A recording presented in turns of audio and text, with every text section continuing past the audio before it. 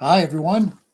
It's Leo Knighton Tallarico, and this is Perspectives from the Sky on this 8th day of April, 2023. And today, I have a special guest, Dennis Harness, astrologer, Vedic astrologer, will be on today. And Deborah Knighton Tallarico, you know her. She will be on later today, too, talking about Easter and talking about ways that we can all help ourselves during these really intense times that are here and intensifying as we move into the next couple of weeks. So I will be talking much more next week. We're going to do another show next week. And I'll be talking most of the show about the eclipses and about consciousness and consciousness transformation that will help us all to align with the Age of Aquarius and move through these very intense eclipses. Today, I'm just going to talk for not nearly as long today, and then we'll have Dennis on, and then we'll have Deborah on. So let me just talk a little bit about the eclipses today. Much more, like I said, next week. But our first eclipse will be on the 20th of April. It will be a solar eclipse, new moon in Aries at 29 plus degrees of Aries. Pluto, recently arrived in Aquarius, will be closely square to that eclipse, and Jupiter in Aries will be conjunct that eclipse. So that adds an awful lot of intensity and power to this eclipse. Then the next eclipse will be 2 weeks later. It'll be a full moon lunar eclipse, and that one will be in Scorpio, and that's May 5th. So Aries, Scorpio, that's intense. And if you look at the world right now, you can see it all shifting and changing. Remember, we've talked about how a lot of the Age of Aquarius is going to be about diversity within unity. So you can see a lot of geopolitical shifts going on in the world. When the Pisces age started over 2,000 years ago, the Christ was born close to the time that it started. Everyone's got a different idea of exactly when it started. And the Roman Empire was pretty much ruling the world. Now we have an American empire running a lot of the world. And a lot of that is going to be shifting. You can already see countries like Russia and China flexing their muscles. And of course, that's scary stuff too, because, there's a decent chance of conflict. But from a higher perspective, it's all part of the movement to a multipolar world. And we all need to work in our consciousness in order to get ourselves aligned with that Age of Aquarius. So one of the things that'll be shifting is this us versus them, us versus the enemy consciousness. And believe me, as the conflicts get more intense between the United States and other countries, there'll be a lot of enemy making. We did this in Iraq. We've done it everywhere. Other countries do too. In order to get their people behind them, they make evil an enemy, those that are against. And so you're going to see much more of that. So as you're working on your consciousness, the thing to work on is moving beyond the idea that those that disagree with you are the enemy. The opposites are meant to connect. Take a look behind me. Good old yin yang. That's what opposites do. naturally, whether it's dark and light, male and female, or United States and another country. Sure, people, just like in relationships, marriages and things like that, right, Deborah? People have conflicts, but ultimately, hopefully, they come back together like the yin yang. And that's the way it can be out in the world too. The idea that those that are different than us, we need to demonize and go to war with, that needs to transform into this new consciousness. And I know a lot of you that listen to the show have done a lot of work on that. And the thing is that we'll be tempted to get worse with it and not better than it. You just look at what's going on in Ukraine and Russia and how that's turned into a demonizing affair. Regardless of what you believe should be done there, the demonizing and the making enemy of, that's the part that we can change. Like I said, not going to be easy because our world may be threatened more. Our privilege may be threatened more. Our comforts may be threatened more. I don't want that any more than you do. But from a bigger picture, this movement is all part of what the transformation of our human soul is, in my estimation, so that we can move into this better world, a world that's run by love and truth. Because the universe is run by love and truth. A lot of people have said to me before, like, how can you believe in these things? How can you believe in like something greater than yourself, even when you take a look at the world? If there's a god or a goddess or whatever, look what they did to this world. They gave us such a terrible world. How can you believe in anything?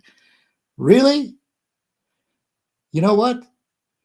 If I gave you a park and I said to you, this is your park, I love you. I want to give you this beautiful park, all this beautiful nature. And then you go into that park and you destroy the park. And then you tell me it's my fault for giving you the park? No. Of course, I believe in something greater, but I also believe in the human family too. And we've gone way astray. So some would say we've gone way astray, and some would say we're just at the end of an age. And this is the way the end of an age goes before the beginning of a new age. Either way, we've got to transform our consciousness. So that first eclipse that's got Pluto square the eclipse. Remember, it's a total solar eclipse. So it is in Aries. So it's extremely powerful. So it's a new moon. So it's a new moon like on steroids, like super powerful new moon. And even in the Vedic system, which I'll be talking to Dennis with about in a little while, it'll still be in Aries. So Aries, we know, is run by Mars. And Mars is the god of war. That doesn't mean that's all Mars is good for. It's the planet of males or male energy. And it's not always about war, but so often in the past it did become war. So that's why we got the term god of war. But anyway, Aries can go there, especially in old world consciousness. In old world consciousness, Aries is mostly about taking for yourself, or that's a part, the negative side of it, taking for yourself and making sure that you get your share or more than your share, and then going to battle, going to war to make sure you do. So as we change our consciousness, we change more into, hey, this is what I want. What do you want? You know, yeah, I'm gonna get pretty tough with what I want, but you know what I'm gonna do at the same time? I'm gonna listen to what you want, and we're gonna do our best to work it out. Some of you are thinking out there, yeah, but sometimes there is no middle ground. There's no working it out. Well, the degree of empathy that a person can find in themselves has a lot to do with not having to go to that war space. Even like in our relationships, like empathy is the key to creating that yin yang symbol. Because if I can get to really understand you, and you can really get to understand me, and not just up here, but in here too, then we can make relationship to some degree. Now,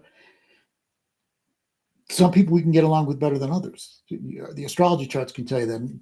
Dennis has a seminar coming up that's going to address a lot of this compatibility stuff, and so it's true. Some people are going to be really rough getting it together, but the empathy is the key to it not going to war. To at least to try to feel where the other person is at to the best of your ability stops us from going to a war. Now that second eclipse is in Scorpio. It's a lunar eclipse. It's a full moon. And remember, all full moons have the sun and moon exactly opposite one another. And all lunar eclipses are full moons, just like all solar eclipses are new moons. So the second one will be a full moon in Scorpio. Now that one, I study a lot of the countries around the world. So that one touches off almost to the minute, to the degree, and almost to the minute, Mars. In fact, the Mars conjunct Pluto aspect in Leo for China. And so that doesn't mean that China's going to invade Taiwan, but it does mean that things are going to heat up just like they are right now. Actually, you can see what's going on. Someone from Taiwan is visiting the United States Speaker of the House, and China's already ramped up all sorts of military around Taiwan to confront them. And so that one's going to heat up even more over the next couple of months. Do I think it's going to go further? I don't know, because when I look at the eclipse for next year in April, that'll be a total solar eclipse in Aries, and it'll cross the United States the same way that the one in 2017 did. That one was a total solar eclipse in Leo, and it crossed the United States too. This one will actually crisscross with the other one, going across the United States, taking a different route. We can talk more about that as we get into as we get into closer to next year. But the reason I'm saying it is, I don't think everything is going to blow up yet at this eclipse season, though it's going to come up to a pretty serious place, and maybe it could in some instances. So remember, the work is in our consciousness, because what happens inside determines what's going to happen outside. Does that mean that if you and I get to a place of total connection with love and peace and with something greater than ourselves, that will stop the wars from happening? It has to be a lot of us that do that. But I can tell you this for sure. In your immediate world, the more that you can change inside yourself to these new places, the more that your immediate world will change. And then if enough people change internally, then the whole world changes. And we are moving into this age of Aquarius. In fact, that my estimation is we moved in on winter solstice 2020, when Jupiter conjuncted Saturn at 0 degrees of Aquarius. Other people have different ideas, but I do believe we're already in the age of Aquarius. And now Pluto has just gone into Aquarius and will stay there for 20 years. And that 20 years is going to be a cleaning out a lot of the old world so that the age of Aquarius can stand tall in who it's going to become. And, when you look at a lot of what the things that are happening in the world, like, for instance, with trans people, for instance, or the whole idea of non-binary, gender fluid. Well, these are things that a lot of us can have a hard time with, because it's not the world we were brought up in. But I think a lot of it on a deeper level is really to help us to go to these new places in consciousness. It's also something to be concerned about, because remember, Aquarius is very divorced from the biological level of life. LGBTQ people are also under the strength of Aquarius. And so as we leave the purity of biological, we need to be careful, because that also means all the new technologies that we have are leaving the biological and our bodies and the earth. So as this energy takes us up with the Aquarius energy, up into greater mind, we all need to make sure that we stay connected to our bodies, and we stay connected more than ever to the earth, which we have hurt so much over the years. We can't let the technology take us away from these things. It's going to happen. It's going to continue to happen, the technology. It's not going away. And the gender fluidity and things like that, yeah, that's going to continue. And that's okay. We just have to make sure that we stay connected at the same time to Mother Earth and to our bodies and to biological realities. So, we are in for an intense ride over the next couple of weeks, or actually longer than that. When we get into August, Mars will be at 28 degrees of Leo. And I've told you before that 28 degrees of fixed signs, which started in 2017 at that total solar eclipse, was at 28 plus degrees of Leo. And during that time, this culture war was beginning in Charlottesville, Virginia, when there were protests around taking down of the Confederate statue that was in Charlottesville, Virginia. And a woman actually got killed at that. And then Trump started to talk about how there's good people on both sides. And the culture war started, was triggered at that time. And then North Korea and Trump strutted around about nuclear weapons during that time. Neither of those things blew up. But that 28 degrees of fixed signs is something to be looked at. Israel actually has its Mars at 28 plus degrees of Leo. North Korea has its Saturn at 28 degrees of Leo. And I could go on because there's so much. So we have to look at August, when Mars hits that 28 degrees of Leo place, what will be going on in the world at that time too. So I'm gonna give this up to interview Dennis in a second, but just let me say this. Your meditation, Deborah will talk a lot more about this in a little while, but your meditations are important. Your spiritual practices are important. Being with nature is important. Working on shifting in something inside your consciousness that'll help you to grow into this new consciousness more and more all the time. When you start seeing the synchronicities more often, when you start noticing connections more than disconnections, you know you're on the right track. You're on the right track to bringing more love in your heart, more truth in your mind, because this universe is actually got the pillars of love and truth running it.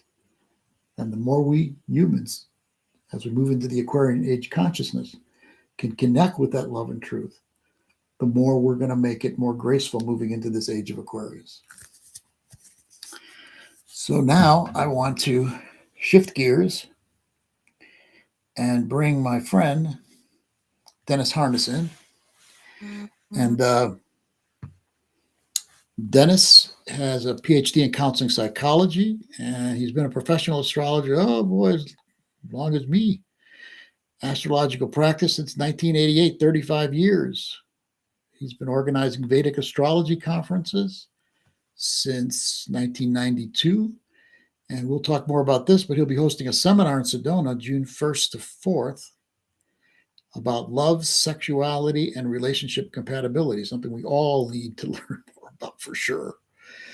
And his website is we'll mention it again after we talk, but his website is www.dennisharness.com. And conference and seminar website is www.sedonavedicastrology.com. You can find more about that conference. So without further ado, there's Dennis. Hi, Dennis. For some reason, I can't hear you. Let me see if I take this thing out, if I can hear you better. Try me again.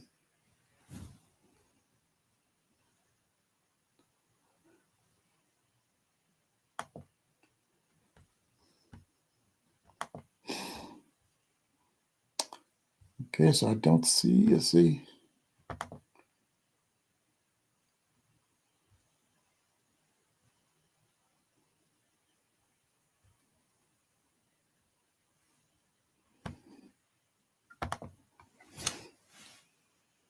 It says you're muted on here, Dennis. It says muted. Must be something there. You can unmute yourself.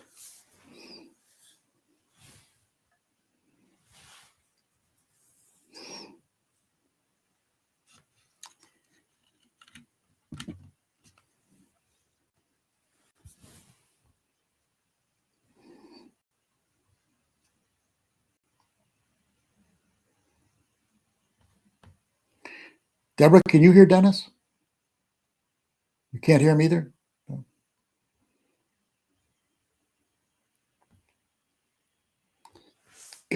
Got to be something on your end there, Dennis. I don't know what it is. Do you have something that says mute and non-mute on your computer?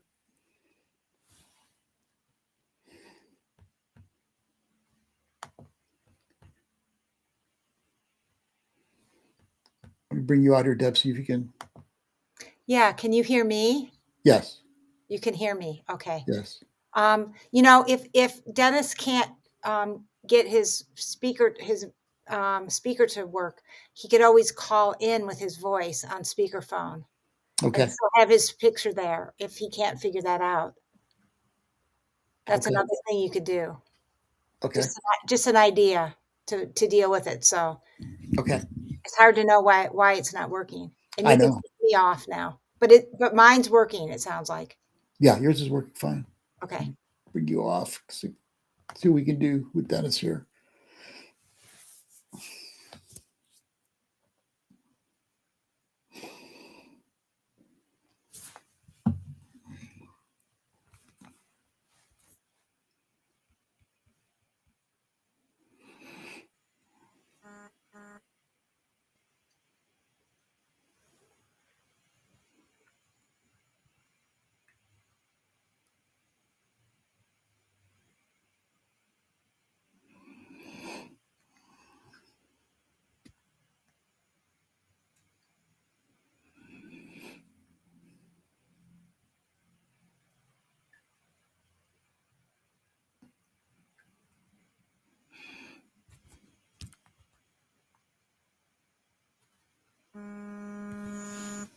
Okay. Okay. Dennis, say something over there. On the phone, say it. It's not coming through your phone either for some reason. Put your phone closer to your mouth. See if no. I wonder what can that be? Okay, let's try this way. Okay.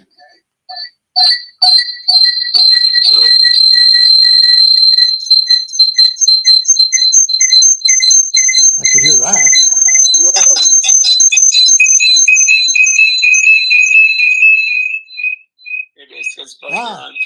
Okay. Now we got you. We can take that echo off. Your try your voice again. Testing 1, 2, 3. Okay, Deb, can you hear his voice? Yeah. Yes. See if I can move that squeak away. Okay, Dennis. Hi. Hey there. I'm glad we can hear you now. Yeah, it's strange. I'm just getting says you have blocked microphone access. Please update your browser settings to allow access. and I don't know how to do that. So No, don't worry about that now. We can hear you now off of my speaker phone, so it's okay. just What? Ask Dennis to mute his on his end. Just in Oh case. yeah. Mute Microphone. your video microphone and just See if that stops him keep it from on the phone vibration. only. Yeah. Okay. See if that's better. how's that? That's good. That's No, better. it's Still got it. Let's do this, Dennis. Let's keep our conversation today. We'll fix it up and have you back on soon. But let's fix today on the seminar that you're bringing. Okay. So tell everybody about the seminar and the relationship, sexuality issues, and things like that for people. Yeah, it's June 1st through the 4th, and it's going to be on love, sexuality, and relationship compatibility. And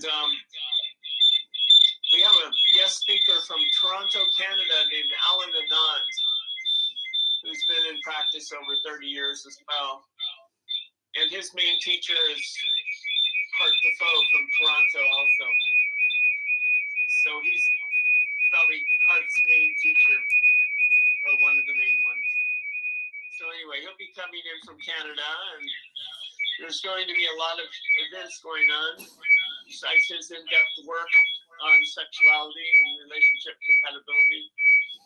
I'll be teaching a class on the astrologer's shadow, challenges in the consulting room, and ethical standards and guidelines, and basically Vedic astrology and transpersonal counseling, more spiritual type counseling. Mute yourself while he's Excellent. talking. When he talks, mute. Okay.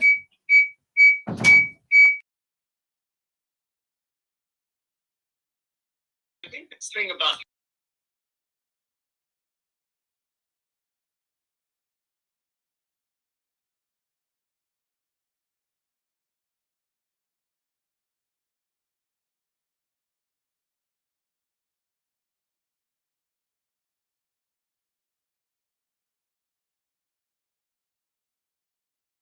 Can't hear him. We'll fix it. We'll fix it up before the next time that you come in. okay. But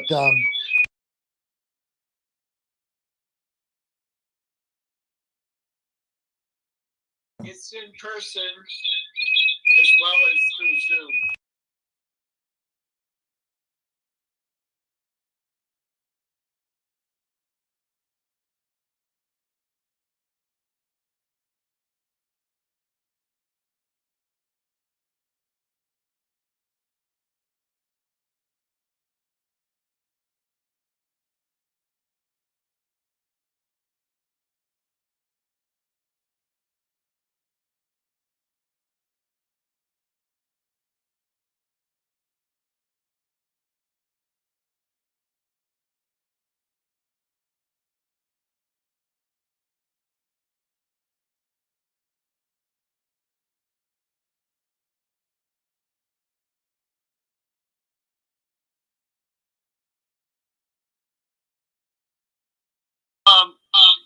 Oh, there it goes.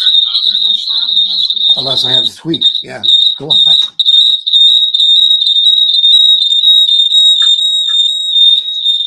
Okay. Well, you know what, Dennis? Since this thing is not happening till June 2nd, let's bring you back on, fix the problems that are going on, and you could talk more about that. And you and I could talk about, Vedic astrology and Western astrology. We got a lot of things we can talk about, but let's get everything fixed and have you back on soon. Okay, that sounds great. All right, you two have a great day. You two take care of yourself till then. I'll see you tomorrow. Okay, we'll see you tomorrow. Bye. Or Monday. Bye. Bye-bye. Bye.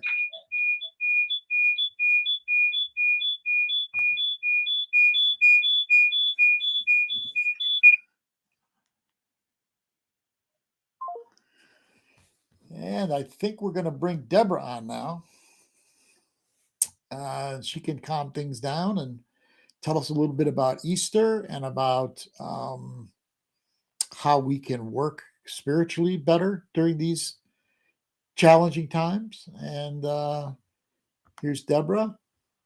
Hi, Deb. Hey, everybody. Sorry for all that reverberation and Yeah, I awful know. sounds. We'll figure it out, though. So I just wanted to say, Leo, since I know you cut yours short, if I have time at the end, we can just talk together. Okay. I don't know, but I'll cover the things I was going to cover because it's there's a lot going on. We're getting ready for this. We're in the eclipse season and getting ready for the eclipses and everything. So I will. Yes, and someone says. Someone says Judy Ann says it'll be interesting when Dennis comes back. The two of you look similar, and it reminds me of how the Magi might have looked. I like Yeah, that. you do too. You do look very similar, especially on the screen. Yeah. Yeah, that's very interesting. The Magi. Yeah. Well, she says there might be a third person out there then because there's the three magi. That's Yes, there good. I might like be that. some other one. That's Yeah. really. I don't think that's me. Thanks, Judy Ann. Huh? I don't think I'm the third one. I don't have a. I don't look like you two. No. Well, we could put one on you. No, You that's could make okay. it the third magi. Okay, so I'm gonna. I'm gonna leave now. I'm gonna let you take over, and then maybe we'll Okay. talk again at the end of the time. Okay. Okay, Sounds honey. good. Bye. So hey everyone. So as Leo's been talking about, we're in this powerful time of transformation as we move into the closer and closer to the eclipses. But what I want to talk about first is about Easter, which is tomorrow, and the origins of that, and the connection with spring and spring equinox, and kind of bring us into feeling the sacredness of this time right now. So, as I've said before, I'm going to say it again. Easter always falls right after the first full moon after the spring equinox. So we had the spring equinox on the 20th or 21st, I forget, 20th, I think, a couple weeks ago or less than a couple weeks ago. And then we just had the full moon on Wednesday into Thursday. And now we have Easter. And that's how it is every year. And many people wonder, well, why is Easter different every year? It's not the same date. It's, it changes so much. And that's what it is. It's the first Sunday after the first full moon after the equinox. So here we are at that sacred time. And what's so interesting to become aware of is actually most of the Christian holidays take their names and symbolism, some of the symbolism from very ancient traditions, actually, and pagan traditions. So, for example, Easter, the name Easter, comes from the ancient goddess Eostre, which is Eostre, Eostre, also called Ostara. That's easier to pronounce. So this actually goes back to ancient England. And also there's a Germanic goddess Ostara, and which actually spring equinox in the Celtic tradition is called Ostara. So here we have Easter originating from the name of the goddess of spring. She's a goddess of fertility and the crops and spring. And if you look at the symbolism and what Easter has become, it actually goes back way before the time of Christ, when even like 600 years before Christ, in many traditions across the earth, including in the Middle East and Ukraine, they painted eggs at this time of year to represent the energy of rebirth. So the eggs are so symbolic of this sacred time. So connecting this with Easter. So Easter, the symbols of Easter that have things that it has become in our modern time is, Easter egg hunts and, rabbits and bunnies. And we all know it's much more than that because it's also connected to the resurrection of Christ. And I'm going to talk about that in a minute. But so the bunnies are a symbol of great fertility because they procreate and produce so many babies. So that's that symbol. And then the egg is also, the legend has it that this goddess Ostara or Ostrere actually mated with the sun god, the god of sun, the sun god. And that 9 months later is Yule, or the winter solstice, when is the birth of the sun, and Christmas. So there's all this connection from all the Christian holidays to the ancient traditions.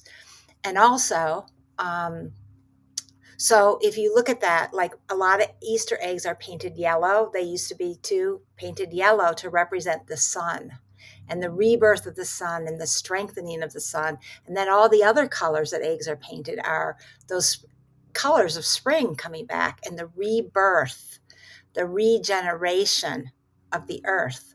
So as we know, whatever goes on in our world is always a reflection of our own inner world. So at this time of year, we think about, okay, what is being reborn within us right now with spring? So that's something for you to just really contemplate and reflect on right now. And if we look back also in terms of Easter, which is the ancient archetypal theme of resurrection, right? Death, the crucifixion, and then the resurrection and the rebirth. So that archetypal theme goes back before the time of Christ, goes back to ancient Egypt and the myth, the legend, the story of Isis and Osiris, and Osiris being dismembered and Isis bringing him back together. And it also goes back to the ancient Dionysian myths in Greece. And it also goes back to Persephone and Inanna returning from the underworld and being reborn and bringing back fertility to the earth. So there's all these ancient myths that actually connect very closely to the archetypal energies and themes of Easter. And of course, we honor that this is also the time of the crucifixion and the resurrection of the Christ. And it's on a much greater scale than the being Christ. It's really how I see it is, it's really the resurrection and the rebirth of the Christ within us, also connected to the rebirth of the sun, but very much so that energy of that Christ brought forth, and Magdalene, because they were actually equal partners. Their mission was very connected to each other. So right now at this sacred time, let us really start reflecting on that resurrection of that Christ Magdalene consciousness, which is the consciousness of love unto all. Love thy neighbor as thyself. What is Christ consciousness to you, or Christ Magdalene, Sophia consciousness? It is about coming back to the Sacred Heart. If you look at a lot of depictions of Christ and Magdalene sometimes too, you'll see them pointing to their Sacred Heart, and Mother Mary too. Her heart is illuminated. So it's this time to really tune into your Sacred Heart. What is wanting or needing to be reborn from your heart? And what does that Christed consciousness, that Magdalene consciousness, mean to you? And that consciousness also has to do with divine union and sacred marriage, which is also in those ancient myths of Isis and Osiris. They had that sacred, had that sacred divine union, as did Magdalene and Yeshua. So really tune into that. And what else does a Christed consciousness, Magdalene consciousness, mean to you? It also means, like I said earlier, really focusing on loving and moving into unity consciousness. I always think of Christ consciousness is very much connected to unity consciousness. So how can we bring ourselves into unity consciousness? And as we know, unity consciousness actually starts within us. So how can we bring all the different parts of ourselves, our masculine, our feminine, our light and our dark, our yin and our yang, and all the different parts of ourselves, all the archetypal energies that exist within us, like the judge, the critic, the divine child, all the different beautiful parts of ourselves, how can we bring those into unity? And how can those different parts of ourselves that might be really opposite each other, how can they start having a relationship with each other? Because that's really what unity consciousness is, and what Leo was talking about earlier about what we need on our planet. It's really, the balancing of all the opposites and finding peace. And and then when there's peace and there's love that comes in, and of course truth, then there can be that unity where everything works together. And the metaphor Leo always uses, like a symphony. There's all these different instruments in an orchestra, but yet they all find a way to harmonize and work together to create this beautiful music. So that's what this energy of Christ consciousness, Magdalene consciousness, is. And it's also connected to the rose, the symbol of the rose. And since ancient times, there's been the sisterhood and the brotherhoods of the rose, and that focus on that love and that self-love, self-worth, and all that is very important as we bring back that Christ Magdalene consciousness into our psyches. So I'm just going to see if there's anything else that I want to say about Easter and the resurrection.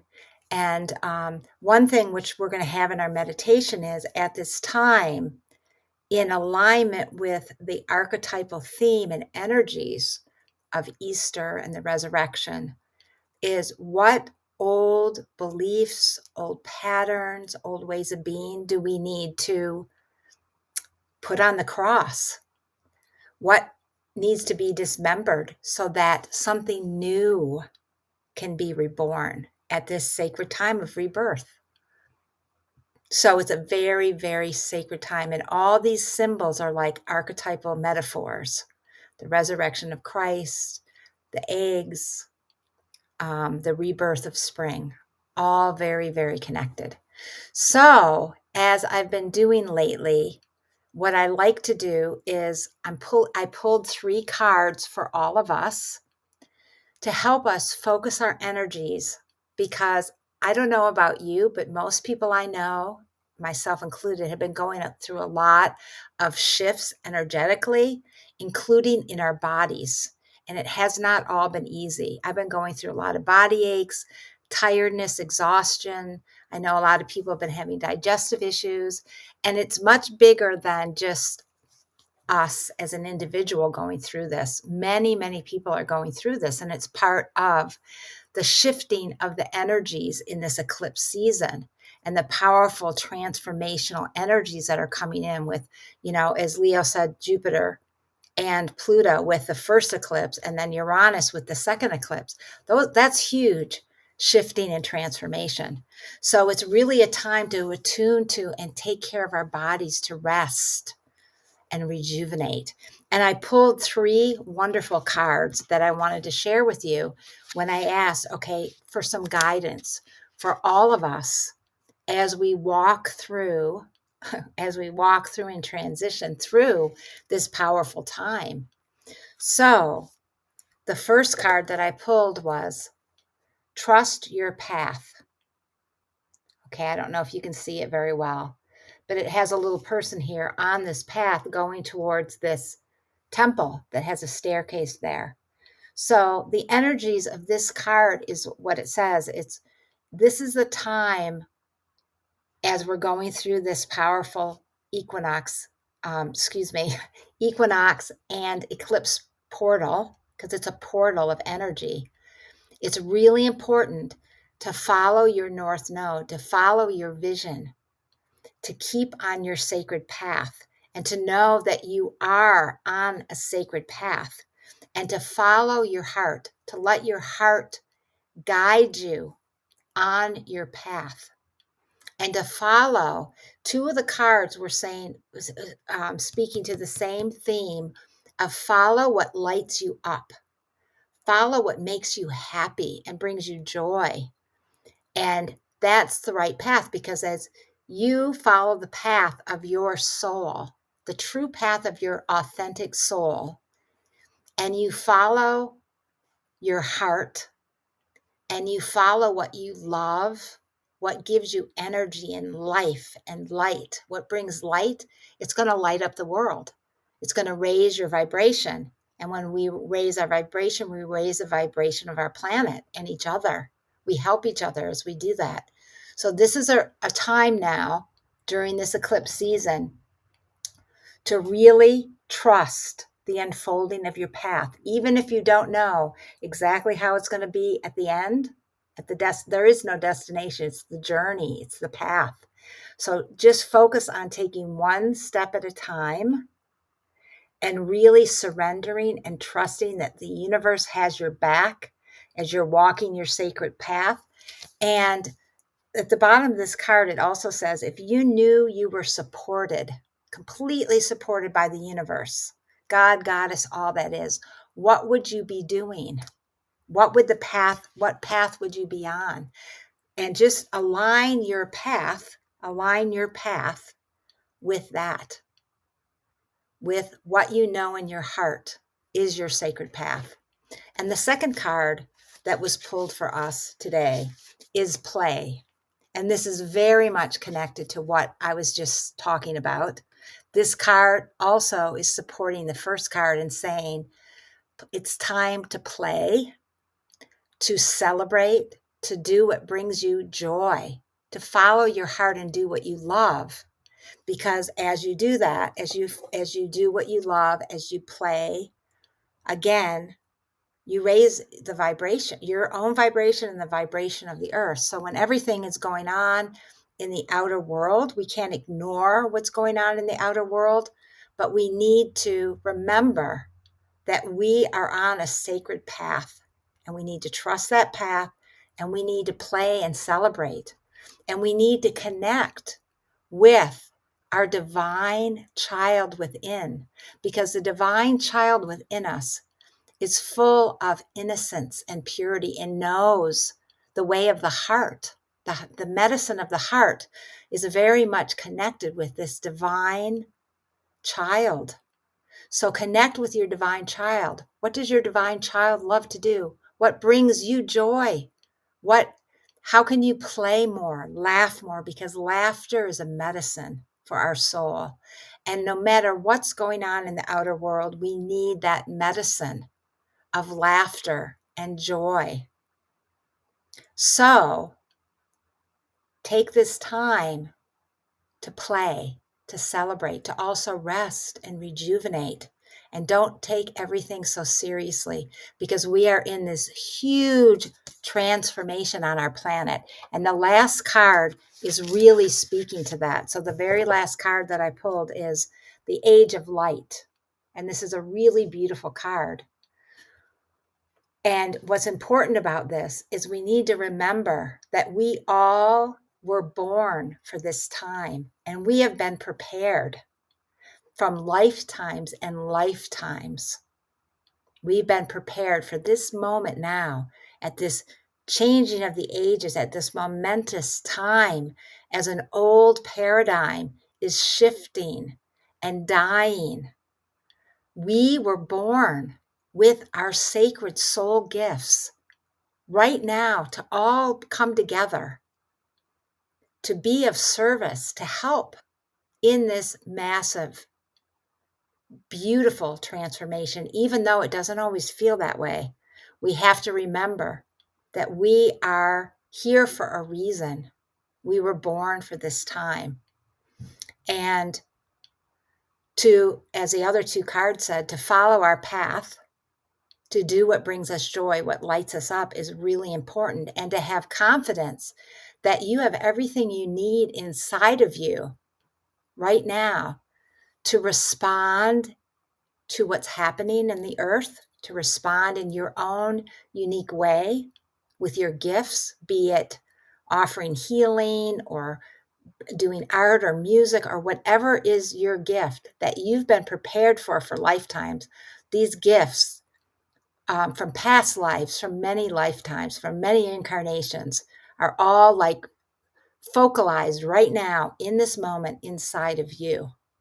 So it's that time now, this card is saying, during this eclipse season, it's the time now to start bringing out those gifts, those soul gifts that you've been training for and developing for lifetimes. And like I said just a moment ago, it's already within you.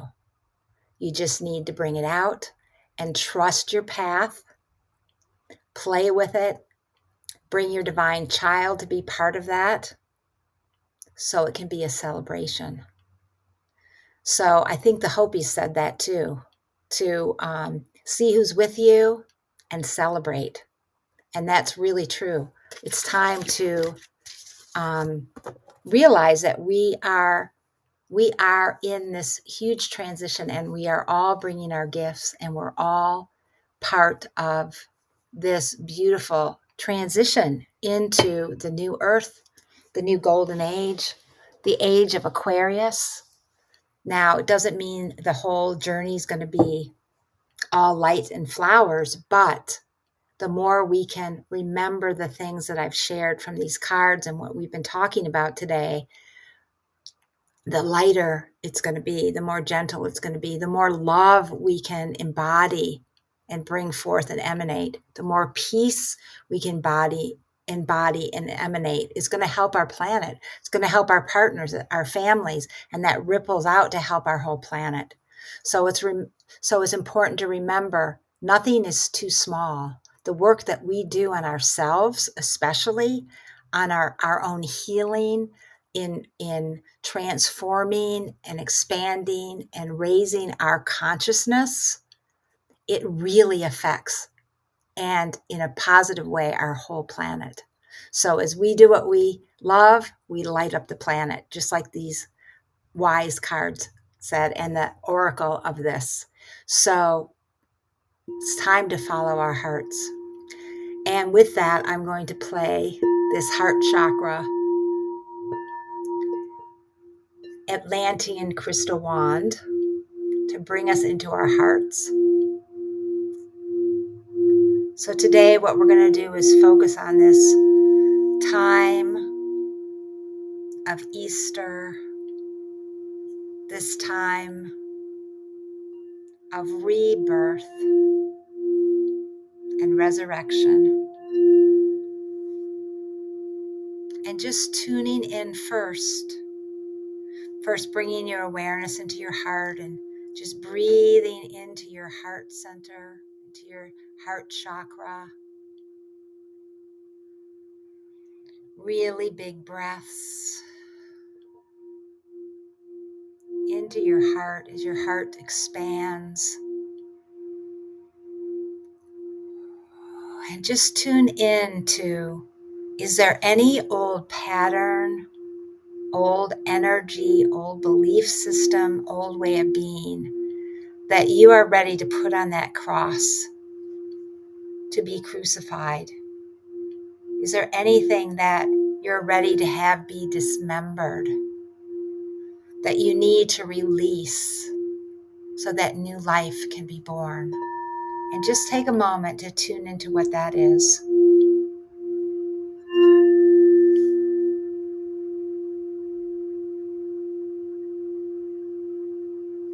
And we're going to call to divine source light, to the divine golden light of the universe, of source, and to the energy of Mother Earth. And we're going to ask Mother Earth and source to help us now as we release that old pattern, that old belief, that old energy, that old way of being. We release it to Mother Earth or up to the universe, to the galactic center, the places where all can be transmuted and transformed. And just feel yourself just letting that old energy go, just sending it off to be reconstituted, to be transmuted, to be transfigured. Take some really deep breaths out as you release those old energies, and trust the universe, universal source, and Mother Earth to help transmute this energy. And then just feel in your heart center, your sacred heart, what is ready and longing to be reborn within you, within your life, on our planet. And just feel that for a moment. What is ready to be reborn at this most sacred time of Easter, at this time of the resurrection? Feeling that Christ Magdalene consciousness of love and unity and peace and truth, higher truth, being born within you. For this is the deeper meaning of this time, this sacred time of Easter. And just allow yourself to feel the energies of love, higher truth, unity, and oneness. Feel that being resurrected and reborn within you. Just as the sun is getting stronger in the northern hemisphere, as the Christ is getting to be resurrected within us and on our planet. Just really taking a moment to honor that rebirth, that resurrection within. And if you need to release more after this show and after this meditation, take the time this weekend to do some more releasing of those old energies, so that making space and room for the resurrection, the rebirth of the Christ Magdalene within you, the rebirth of spring, of new life, new light. And just taking a moment now to really give thanks for all we've received. I also thank the Oracle today, what came through. Thanking Leo and Dennis. Thanking our divine universal source of all creation and our beloved Mother Earth. And if anyone would like to reach me for any reason, you can reach me at Alelia, E-L-E-L-I-A, at Gaia Sophia, Temple of the Heart. Or you can also go to my website, GaiaSophiaTempleOfTheHeart.com. And you can also reach Leo at LeoKnightonTallarico.com. Thank you, Deb. Did you want to add anything? Oh, you can also reach me at Solus, SOULUS at AOL.com. And I just want to say thank you to Dennis. Next time we'll straighten things out so he can be heard. And Deb, that was really nice. That was really great today. Appreciate that. And next week, I'll be handling the whole show next Saturday. So please tune in. I don't think I'm going to have any guests. So we got a lot to talk about because the eclipses will be just a few days after that show next Saturday. So I'll have a lot to talk about. Hope you tune in. Yeah. Thanks again, my lovely mate. Yes.